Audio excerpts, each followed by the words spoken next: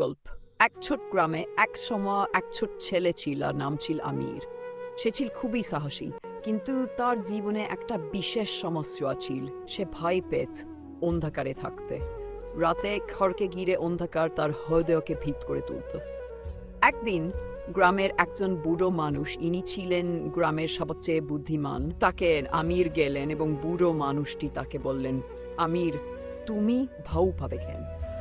অন্ধকারে তো কিছু নেই, সবই একটা ধারণা।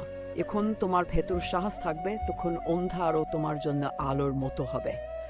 আম, আমির প্রথমে কিছু বুঝতে পারল না, কিন্তু বুড়ো মানুষটির কথা তাকে ভাবিয়ে তুলল।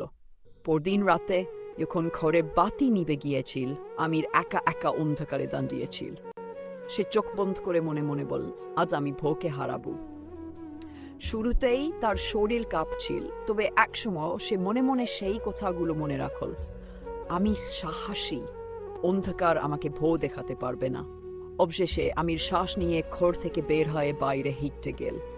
অন্ধকার তাকে আর ভয় দেখাল না, বরং সে অনুভব করলে অন্ধকারের মধ্যেও একটা শান্তি, একটা শক্তি আছে। সেদিন থেকে সে আর কখনো অন্ধকার থেকে ভীতি পেল না। সে বুঝল, হ্যাঁ, সাহসী হতে হলে কেবল বাহিক নয়, ভিতর থেকে শক্তি আসতে। আমিরের মতো আমাদেরও মাঝে মাঝে ভয় কাটিয়ে সাহসের সাথে এগিয়ে যেতে হয়। ভয়টা আমাদের কাছে শুধুই একটা অনুভূতি, সেটা যদি নিয়ন্ত্রণ করতে পারি তবে কিছুই আমাদের হারাতে পারে না। এটা আসলে জীবনের বাস্তবতা। ভয় আসবে, কিন্তু যদি আমরা সাহসী হই, তাহলে সেই ভয় আর আমাদের পরাস্ত করতে পারবে না।